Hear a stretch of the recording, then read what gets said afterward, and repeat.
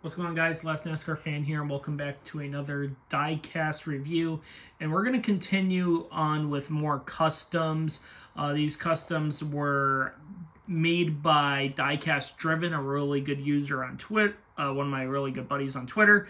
Allowed me to buy some customs from his former collection. So this is the second of the four that we are reviewing. And I figured, let's look at a very interesting COT that's kind of lost to time in a nutshell, because it was pretty much a start and park effort and the team would shut down, unfortunately, and the now driver that's deceased, sadly, is just remembered as one of the biggest NASCAR busts of the early 2000s.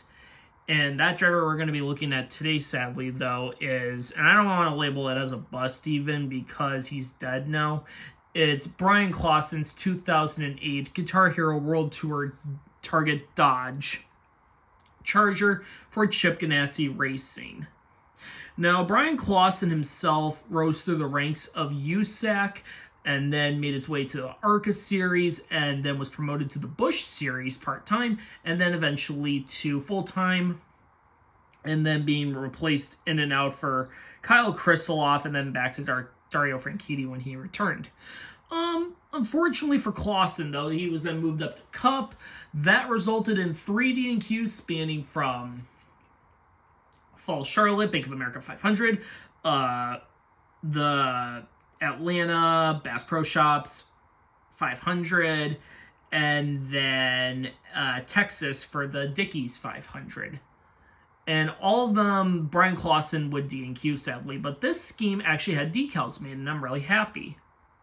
Sadly, though, for Clauson, he would step away from NASCAR, focus more on the dirt side, and then sadly passed away due to a racing accident in Kansas back in 2016. Rest in peace, Bryan Clauson.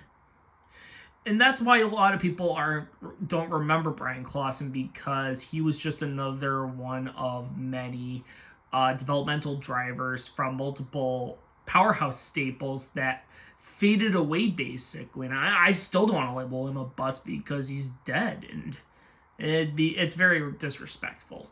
Let's get on to the car, though. Car itself is a black finish, black primary with the Guitar Hero orange, yellow, white, representing the World Tour. Got some really cool racing pattern stuff going on right here. This is really cool. This is the last year Chip Ganassi would use the 40 in their stable, because they would merge with Dale Earnhardt Incorporated, shut down the 41 and the 40, and they would just run the 1 and 42 for the 2009 season, being Martin Truex Jr. and Juan Pablo Montoya, as well as Eric Almirola, but that's a separate video and a separate discussion. Back to the car itself, though. On the front hood, you have Guitar Hero World Tour, along with that Dodge logo, along with the Dodge and the front contingency decals. These are really cool. These decals are on printeddecals.com, just like the AJ Allmendinger I reviewed earlier. This is another exclusive that Patos doesn't even have. So if you really want this car, you got to go to Printed Decals, which I recommend it.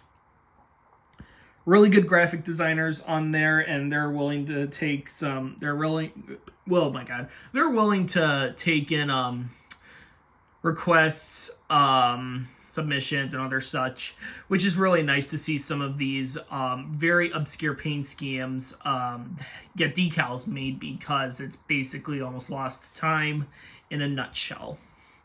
Back to the car itself, though. Got your rest of your contingencies over on the side, and then on the C pillar, Busch, and then B pillar, you got Dodge and a few other sponsors. It's kind of hard to read them because it's so tiny, and even with the zoomed in camera, it's still impossible. Driver's side, though, you have EMC, Dodge, Cordon,